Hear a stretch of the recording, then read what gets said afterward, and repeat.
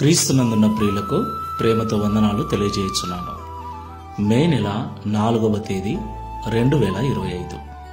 ఈరోజు దేవుడు మనకు చేస్తున్న వాగ్దానం ఏమిటనగా కీర్తనల గ్రంథము 58వ కీర్తన 11వ చరణం.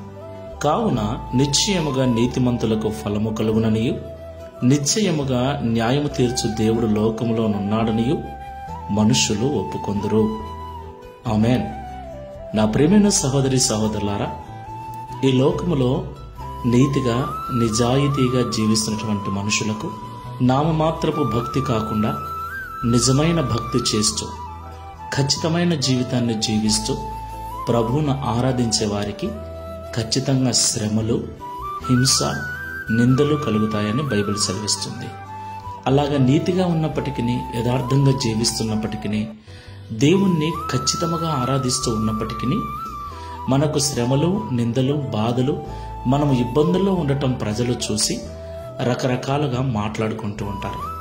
కొంతమంది మాట్లాడే మాటలు మనకు నొప్పిని, బాధను, గాయాన్ని కూడా కలిగిస్తాయి.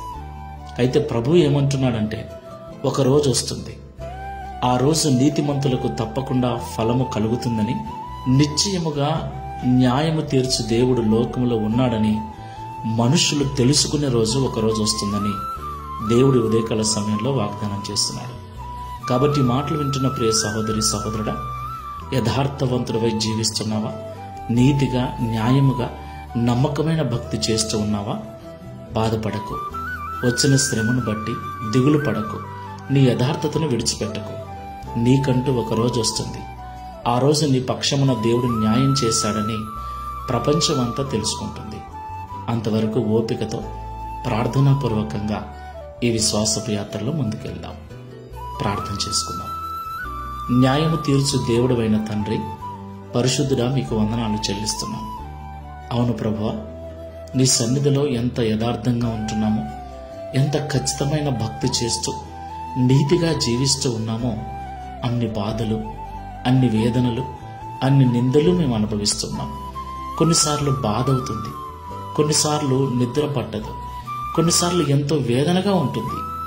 అయినను భయపడకండి, ఒకరోజు వస్తుంది, నీతిమంతులకు దేవుడు తప్పకుండా ఫలము దయచేస్తాడని, న్యాయము తీర్చు దేవుడు లోకంలో ఉన్నాడని మిమ్మల్ని బట్టి లోకము తెలుసుకునే రోజు ఒక రోజు వస్తుంది. అంతవరకు ఓపికతో ఉండమని మాతో మాట్లాడినందుకు స్తోత్రాలు.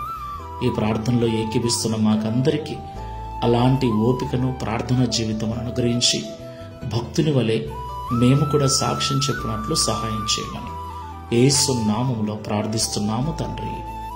ఆమేన్. Praise the Lord. God bless you.